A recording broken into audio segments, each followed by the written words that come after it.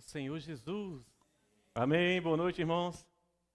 Antes de a gente começar a compartilhar, gostaria de pedir aos irmãos para orarem de dois em dois por essa mensagem. Amém? Senhor Jesus.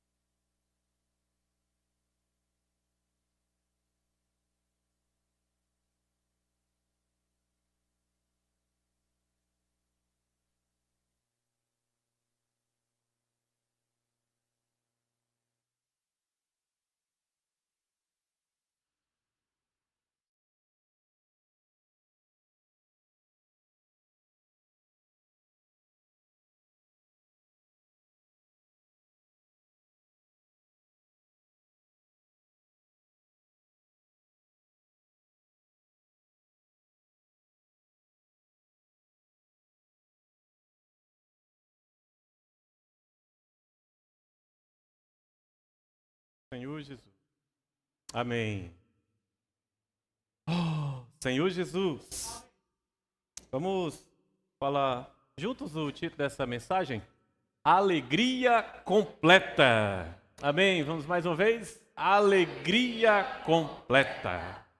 Amém. Quem tá alegre essa noite? Amém. E o Senhor quer quer que nós experimentemos uma alegria que é completa.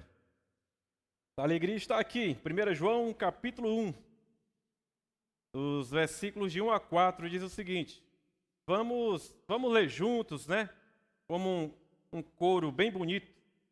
Os irmãos podem começar a ler o versículo 1, as irmãs o 2, e a gente vai alternando, tá bom? Vamos juntos. O que era desde o princípio, o que temos ouvido, o que temos visto com os nossos próprios olhos, o que contemplamos, as nossas mãos apalparam com respeito ao verbo da vida. Irmãs? Amém. Amém. Amém. Amém. Sim. Sim. Os irmãos, o que temos visto e ouvido, anunciamos também a vós outros, para que vós igualmente mantenhais comunhão conosco. Ora, a nossa comunhão é com o Pai e com seu Filho Jesus Cristo. As irmãs?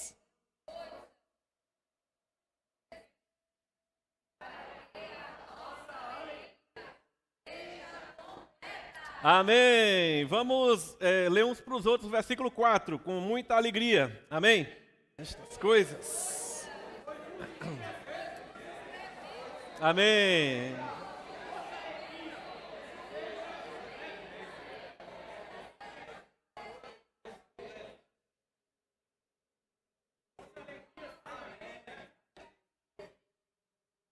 Ó Senhor Jesus. Em que lugar do universo existe alegria completa? Só em Cristo, amém? Fora de Cristo é sorriso amarelo, tá certo? Mas a alegria completa é só em Cristo. Ó Senhor Jesus, aqui nós vamos começar a desfrutar aos domingos as epístolas de João, as cartas de João, primeira, segunda e terceira, não é isso? E João, ele encerrou os evangelhos, os 4 evangelhos, temos Mateus, Marcos, Lucas e João, encerrando ali. João também, cronologicamente, encerra as cartas da Bíblia, né? Então, 1ª, 2ª e 3ª João são as últimas cartas escritas na Bíblia. E João também foi usado pelo Senhor para encerrar a revelação de toda a palavra. Lá em Apocalipse também é o encerramento de toda a revelação. Louvado seja o Senhor. Toda a revelação de Deus está contida na sua santa palavra. E no Evangelho de João, a ênfase está o Evangelho de João mostra o caminho para receber a vida de Deus. Como o homem poderia receber a vida de Deus dentro de si? Como compatibilizar, né, isso aí? Então, o livro de João mostra isso. E há vários versículos de João que fala sobre essa questão da vida de Deus dispensada a nós.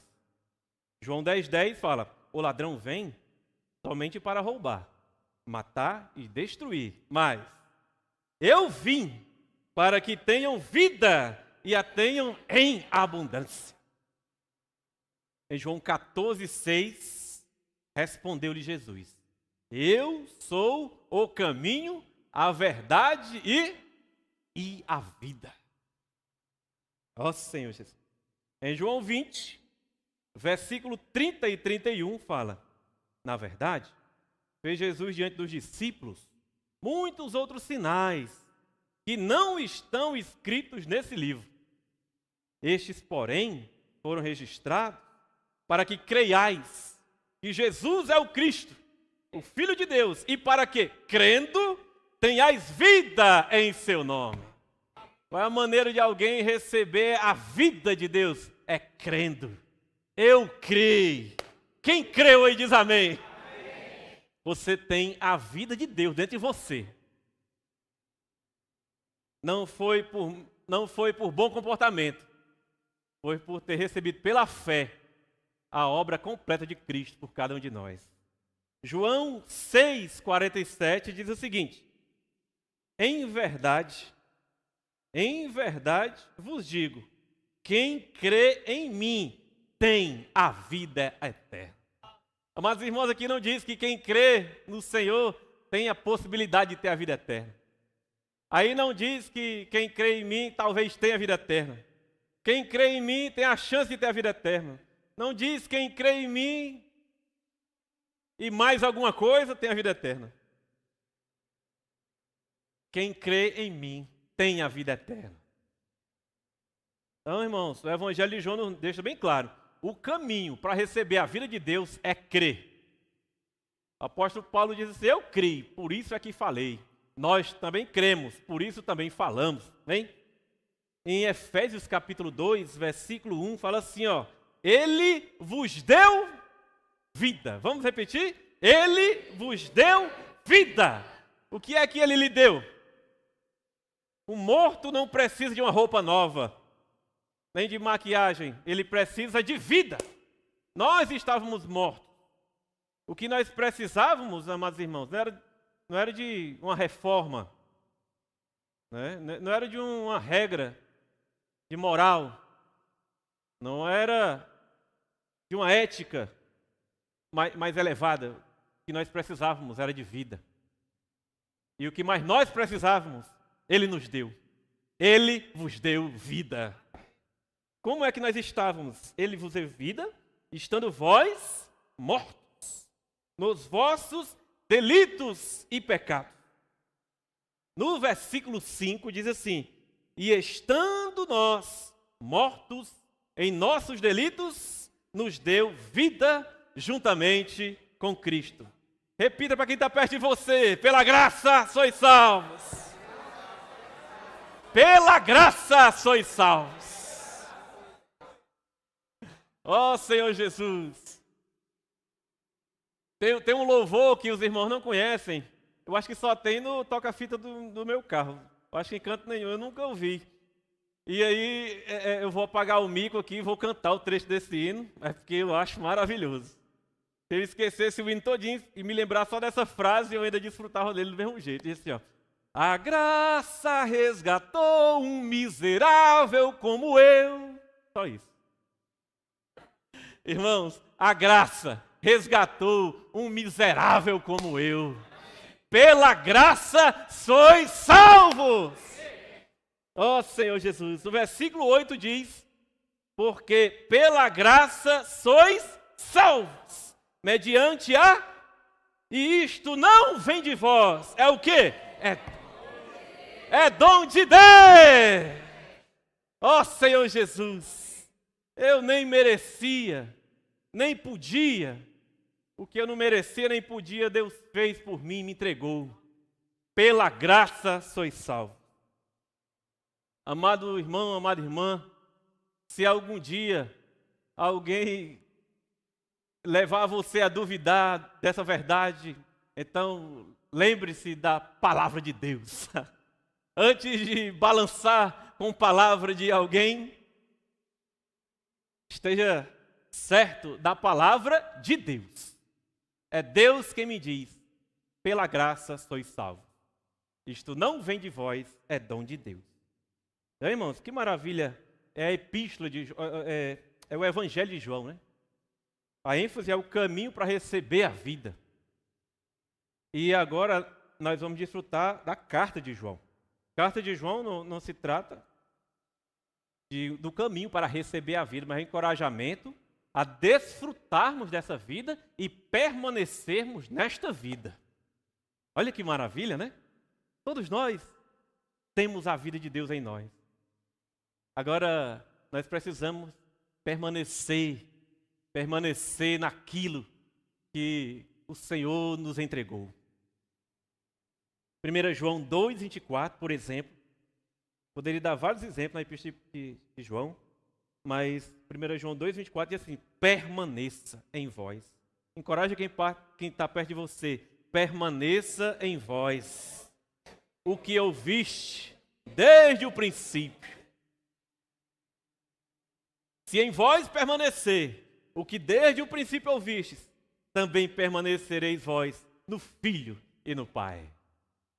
Irmãos, no mundo de hoje, cheio de coisa, o mundo mais colorido do que não sei o quê, mais colorido do que aqueles catálogos da Souvenir, né? Tem tanta coisa, o desafio é permanecer naquilo que nós recebemos desde o princípio. E aqui não está se referindo ao que recebemos de alguém, é que nós recebemos do próprio Deus.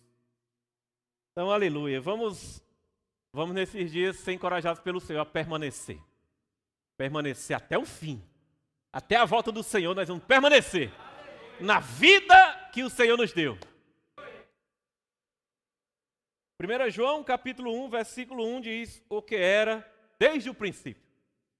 O que era desde o princípio. Existe uma pequena diferença entre o princípio daqui da carta de João e o princípio do evangelho de João. Lá em João capítulo 1, versículo 1, como é que diz? No princípio era o verbo. E o verbo era Deus. E o verbo estava com Deus. Lá diz assim, ó, no princípio. Aquele princípio ali, no original grego é arquio. Arque ou arque. É da onde vem. Arque significa principal, ou então primeiro.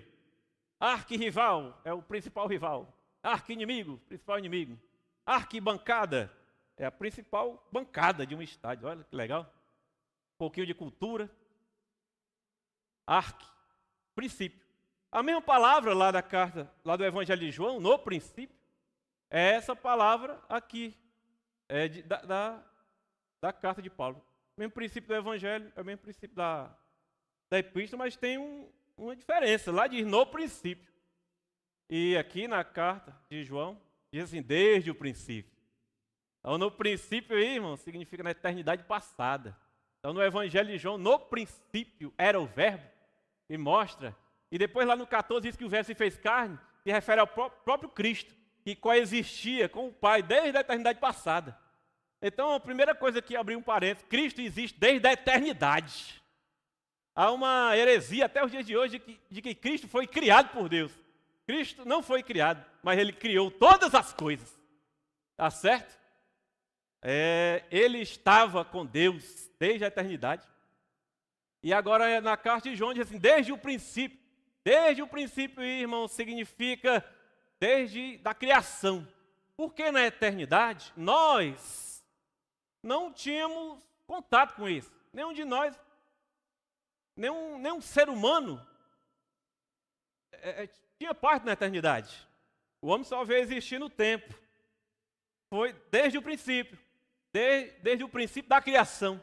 Então aqui, quando na carta de João ele fala desde o princípio, se referindo ao tempo, ele está dizendo que nós vamos desfrutar nessa carta inteira algo que nós temos parte, algo que nós podemos tocar, algo que nós não tínhamos, mas agora nós temos, algo que era eterno, intangível, mas que pela obra maravilhosa de Deus agora nós podemos desfrutar. E isso aí, só nessa pequena frase, desde o princípio, há um encorajamento de nós dizermos assim: Senhor, eu quero desfrutar do que existe desde a eternidade, mas que agora foi manifesto a mim. Que maravilha, né? Algo que era intangível, intocável, mas agora é compartilhado a nós. Aí o versículo continua. O que era desde o princípio, o que temos ouvido. Oh, que maravilha, irmão. E ainda continua. O que temos visto. Eu estou em 1 João, capítulo 1, versículo 1. Aí depois diz, o que temos visto com os nossos próprios olhos. O que contemplamos e as nossas mãos apalparam. E aí conta a nossa história com o Senhor. Aquilo que era tão distante de nós, mas pela misericórdia do Senhor, como ele foi, quando foi manifesto a nós, nós vimos. Não com os olhos físicos. João viu com os olhos físicos. Nós vimos com os olhos da fé. A primeira coisa é que a gente ouviu. Não é isso? Não é isso que está dizendo, o que temos ouvido. Lá em Romanos, isso na Nova Almeida Atualizada, em Romanos capítulo 10, versículo 17, diz assim: e assim a fé vem pelo ouvir. E ouvir pela palavra de Cristo. Então um dia estávamos nós totalmente alheios a essa obra maravilhosa, mas um dia algo foi dito, algo foi falado, o evangelho da nossa salvação. E aí, pela fé, os nossos ouvidos foram destampados, nós ouvimos a palavra da verdade, o evangelho da nossa salvação. E assim a fé vem pelo ouvir, e ouvir pela palavra de Cristo. Nós ouvimos, aleluia, irmãos. Depois de ouvir, sabe o que foi que aconteceu? A gente viu alguma coisa. Depois nós vemos, ou seja, a gente passou a ter uma percepção espiritual daquilo que nós ouvimos. 2 Coríntios 3,16 fala assim, ó: quando, porém, algum deles, e esse algum deles éramos eu e você, né? Quando, porém, algum deles se converte ao Senhor, o véu lhe é retirado. Você se lembra de quando você tinha um véu de meio metro de espessura em frente ao olho? A gente não via nada. Meu Deus do céu. Jó, capítulo 42, versículo 5, diz assim: eu te conhecia só de ouvir, mas agora, diga assim, mais agora. Oh, diga assim, Senhor, mas agora os meus olhos te veem. Primeiro ouvimos, depois nós vimos. Você já teve uma experiência? Um dia desse eu vi ali numa mata que tem lá perto de casa. Ali onde a gente mora ainda tem mata preservado, né, irmão Sérgio? Irmão Sérgio disse que a gente mora no sertão do Quixadá. E aí eu vi uma siricóia. Siricóia é a mesma saracura, né? Na região sul. Eu nunca tinha visto isso. Foi em 2025, aos 40 anos de idade, que eu conheci uma siricóia. Mas antes de ver, eu ouvia. E não sabia que bicho era aquele. Aí eu ouvi, me aproximei, e aí eu vi. Um dia nós ouvimos a palavra, pela fé. A gente conhecia só de ouvir. Aí depois os nossos olhos passaram a ver. Isso é maravilhoso, irmãos. Não sabe, né? É o convite, tá certo? Aí lá em casa, 5h30 da tarde. E tem um casal de siricóia que mora lá no Riacho Sitiá. Ó Senhor Jesus. Em seguida, depois de ver, nós contemplamos. Ver é uma coisa, contemplar é outra coisa. Não sei se você já viajou na serra, viajou subir na serra ou descer na serra. E aí tem algumas serras, assim, a gente vai subindo. Quando a gente está ali do meio para o fim, principalmente se você está dirigindo, você percebe que ali do lado tem uma paisagem muito linda. Mas como você está dirigindo, você não tem opção, né? Você tem que permanecer ali. Alguns que tentaram contemplar dirigindo não deu certo. Mas algumas estradas têm como é que chama? Um acostamento. Eu pelejei com quem entende. E aí você pode parar no acostamento e contemplar. Um dia você ouviu a palavra do Evangelho. Um dia os seus olhos foram abertos. Você viu, mas você avançou e você passou a contemplar a Cristo. Ó Senhor Jesus, eu não sei quantos dos irmãos têm a experiência de contemplar Cristo. É mais do que ver. É parar, é descer do carro e contemplar a Cristo. Acho que fazer uma oração que parece assim um pedido de supermercado é uma coisa. Mas você orar para ver a Cristo é outra coisa. Nós precisamos experimentar orações que não apenas pedem, mas experimentar orações para contemplar a Cristo. Desça do carro. Sabe? O que é descer do carro? É sair dessa rotina, até mesmo uma rotina religiosa, de uma leitura apressada, de um devocional obrigatório. Nós precisamos descer de tudo isso e se preocupar com o que é principal, que é contemplar a face de Cristo. Quem contempla a face de Cristo é diferente. Sabe os detalhes. Você olha uma paisagem, você vê os detalhes. Você vê uma estátua contemplando uma obra de arte, é diferente. Você ganha mais sensibilidade. Se alguém conhece a Cristo, tem a vida totalmente mudada. Nós precisamos conhecer a Cristo com mais detalhes. Ó Senhor Jesus. Até mesmo para compreender o que Ele está fazendo na nossa vida. Ó Senhor. E finalmente, nós apalpamos. É isso que está no versículo. E as nossas mãos apalparam com respeito ao verbo da vida. Você experimentar Cristo de maneira prática. Não é apenas algo teórico. Não é apenas algo de informações. É desfrutar Cristo no viver. É desfrutar Cristo mesmo no dia a dia. De segunda a domingo. E segunda de novo. Não apenas de domingo. De 6h30 às 8h30. Mas é desde o alvorecer até o pôr do sol. Viver na presença do Senhor. As nossas mãos apalparam. E aí, irmão, Gênesis 6:9 diz assim: eis a história de Noé. Noé era homem justo, íntegro entre os seus contemporâneos. Noé andava com Deus. Isso aí é apalpar. É ter uma vida vivida na presença do Senhor. Gálatas 5:25 fala: se vivemos no Espírito, andemos também no Espírito. O que é andar no Espírito?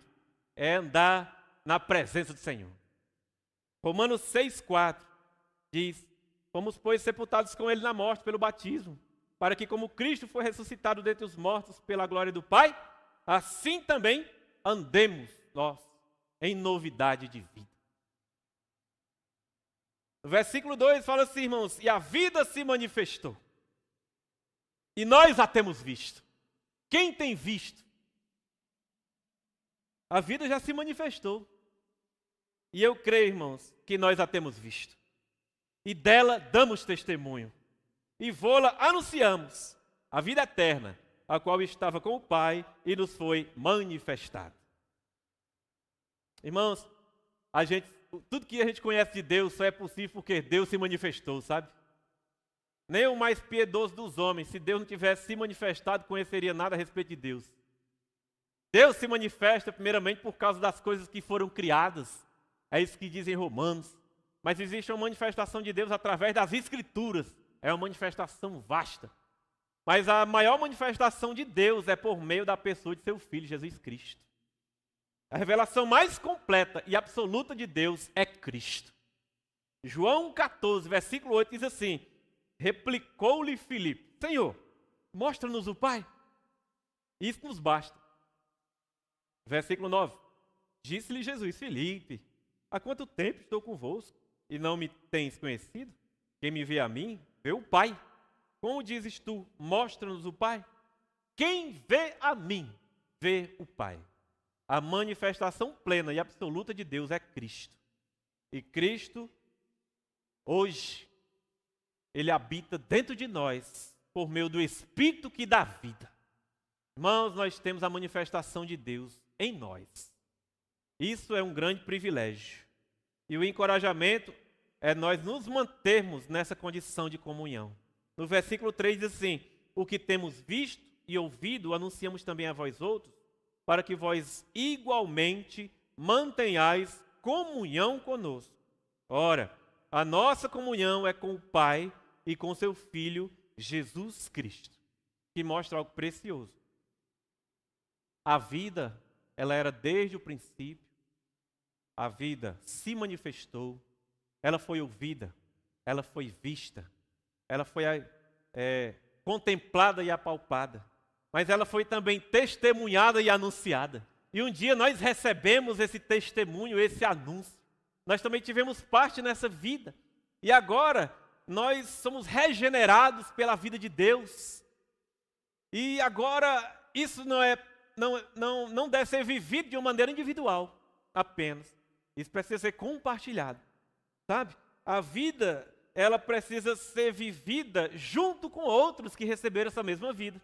E é exatamente por isso que o Senhor nos colocou na igreja, que é o seu corpo. Sabe? Deus nunca regenerou alguém para viver sozinho. Nós fomos feitos para viver em comunhão. E essa comunhão nos fortalece. O que é comunhão? Comunhão não é apenas nos vermos para conversarmos sobre qualquer coisa. A comunhão é o compartilhar da vida que nós recebemos de Deus. Verdadeira comunhão, irmãos, é fluir a vida que nós recebemos um para o outro. Qualquer coisa que não seja o fluir da vida é conversa. Comunhão verdadeira é comunhão de vida. É você encontrar com o irmão e sair mais vivificado do que estava antes. Não é sair com mais dúvida. Não é sair zangado. Não é sair de qualquer forma. É sair cheio de vida. E essa é a nossa responsabilidade uns para com os outros. Nós não temos direito de termos, entre aspas, comunhões que não geram vida. Comunhão é o fluir de vida. Amém? É o compartilhar da vida. Toda comunhão, ela gera união. Ela gera unidade. Por fim, chega no versículo 4. Irmãos, estas coisas, João fala. Estas coisas, pois, vos escrevemos. Para quê? Para que a nossa alegria seja completa. Estas coisas que está escrito aí, no versículo 4, estas coisas é tudo que foi falado no versículo 1, 2 e 3. Ou seja, o que está no versículo 1, 2 e 3 tem como finalidade para que a alegria seja completa. Quem experimenta 1 João 1, 2 e 3, o resultado é uma vida plena de alegria. É uma alegria que não depende da circunstância. É uma alegria que é proveniente da vida de Deus em nós e fluindo de nós para cada irmão. Bom, a alegria, irmãos, ela, vamos simplificar em 2 pontos no que está no versículo 1, 2 e 3. É permanecer na comunhão com Deus e perseverar na comunhão com os irmãos. Esse é o meu maior encargo essa noite. Até aqui foi introdução. Meu Deus.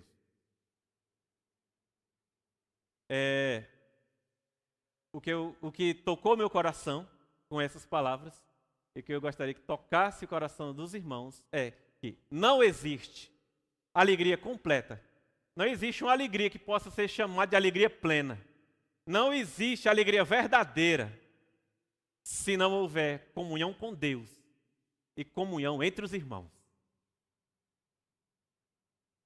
Comunhão com Deus, nós precisamos perseverar nisso todos os dias na nossa vida. Nós precisamos colocar como prioridade a comunhão com Deus. Deus, Ele quer mais do que um compromisso na nossa agenda. Deus, Ele quer uma vida vivida na presença dEle. Nós podemos manter uma comunhão constante, contínua com o Senhor, aonde quer que nós estejamos. Você crê que isso é possível? 1 Tessalonicenses capítulo 5, versículo 17 diz: orai sem cessar. Então isso não significa que agora você vai passar o dia dentro de um quarto.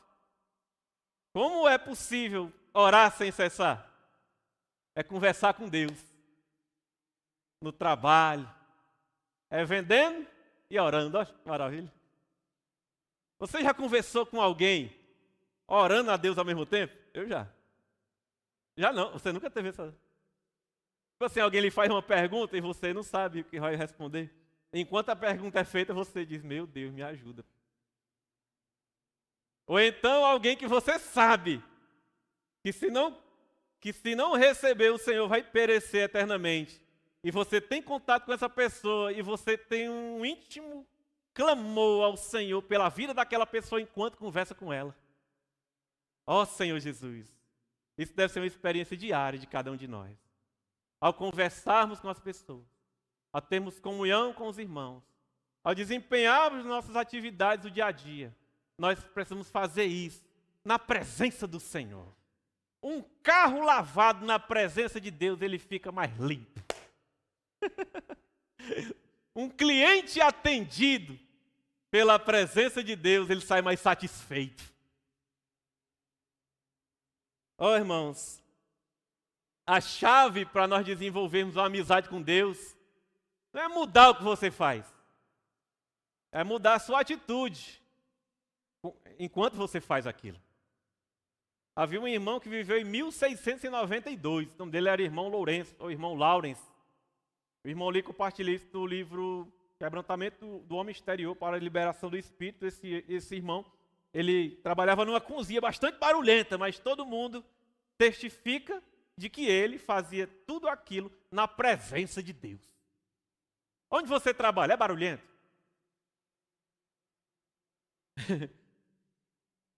Nós podemos estar lá na presença de Deus. O que você normalmente faz por si mesmo, passe a fazer agora por Deus. Você já experimentou almoçar na presença de Deus? Já experimentou tomar banho na presença de Deus? Aí enquanto a água está tirando a sujeira, o ceroto do dia, você ao mesmo tempo diz: Senhor, me lava com teu sangue precioso. Enquanto você está comendo, você diz: Senhor, isso aqui é só uma figura. Isso aqui é só mentirinha. A minha verdadeira comida, meu verdadeiro alimento és tu, Senhor. Se não fosse a tua vida em mim, Senhor, eu estava fraco. É tu que me nutre, é tu que me mantém de pé, é tu que me dá força para a batalha. Tudo pode e tudo deve ser feito na presença de Deus. A realidade de todas as coisas é Cristo. Você se deita na cadeira preguiçosa ou se balança naquela rede maravilhosa, é só um lembrete para você lembrar de que Cristo é seu descanso. Oh, Senhor Jesus!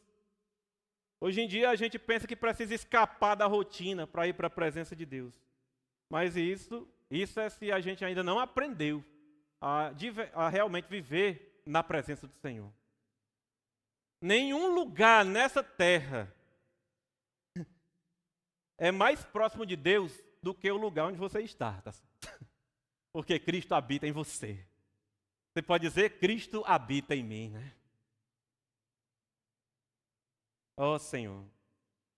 Eclesiastes capítulo 12, versículo 1 diz assim: lembra-te do teu Criador. Um músico, ele tem que exercitar muito para que as notas virem em harmonia. Nós precisamos também exercitar o nosso espírito. A gente precisa, sabe, aprender a viver na presença do Senhor. Quando a Bíblia nos encoraja a exercitar o espírito, isso quer dizer que viver na presença do Senhor não é algo que nós nascemos com essa habilidade.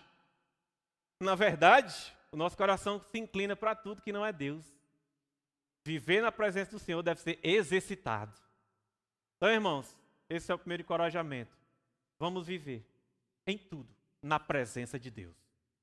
E por fim, sem delongar demais, o encorajamento é uma vida de comunhão com os irmãos.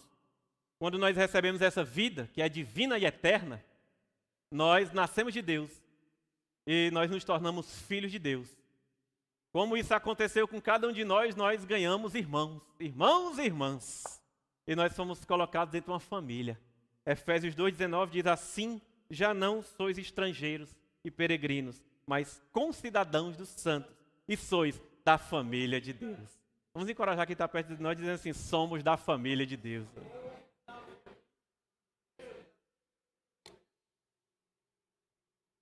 Irmãos, família.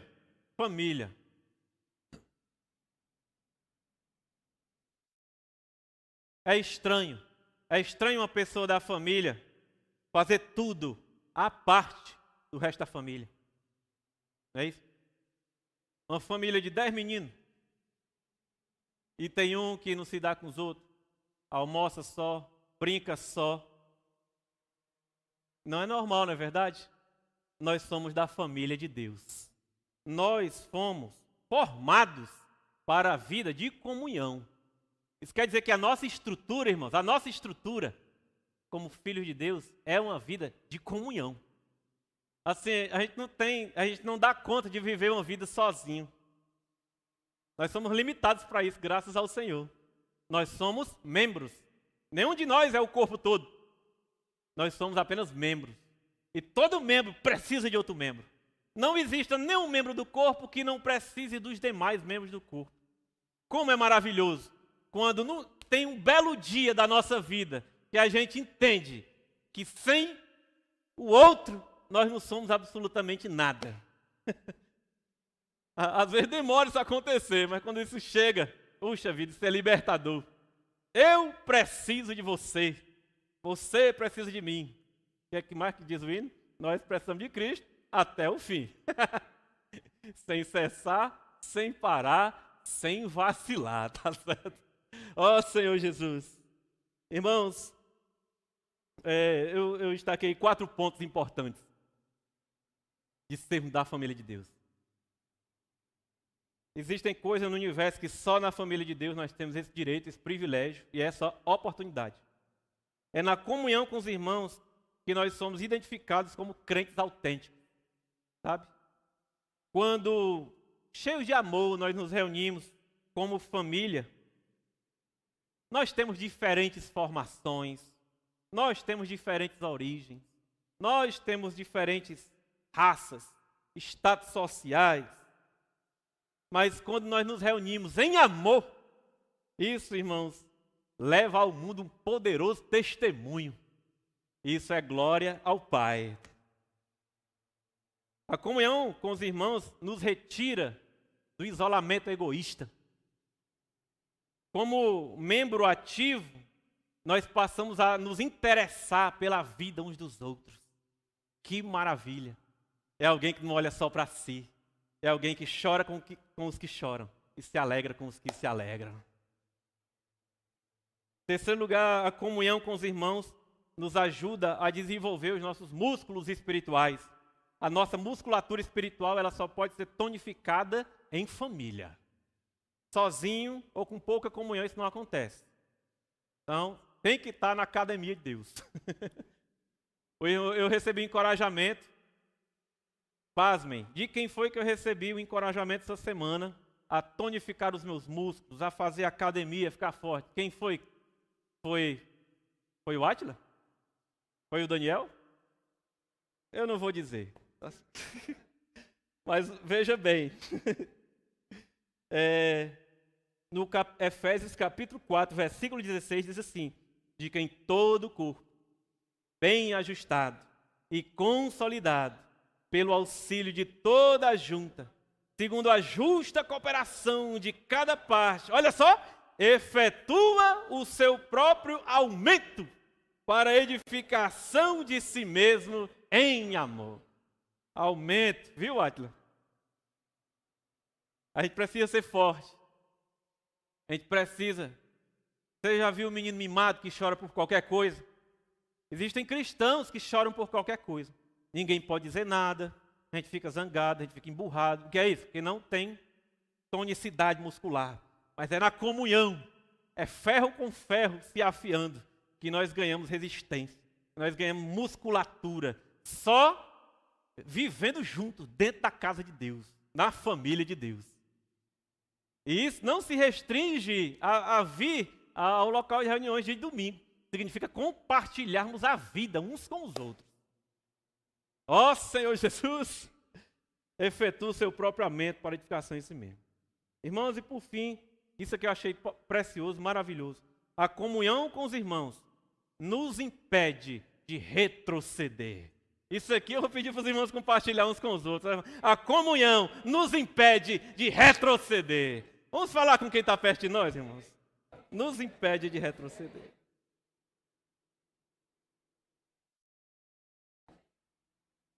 Em Hebreus capítulo 3, versículo 12. Sabe por quê, irmão? Retroceder é triste, viu? Retroceder é triste. O Senhor não nos chamou, o Senhor não se manifestou, não se revelou, para depois a gente andar para trás. Nós precisamos andar para frente até a volta do Senhor. Se puder correr, corra. Se puder andar, ande. Se só puder se rastejar, se rasteje, mas vá para frente todo dia. Veja, Hebreus 3, 12. Tende cuidado. Isso aqui, irmãos, são as palavras de Deus. Hebreus é maravilhoso porque a gente nem sabe quem escreveu. Só para ficar bem claro de que quem escreveu foi Deus, sabe? Assim como todos os livros da Bíblia. Mas esse aí ainda fica mais... Isso aqui, quem está dizendo é Deus.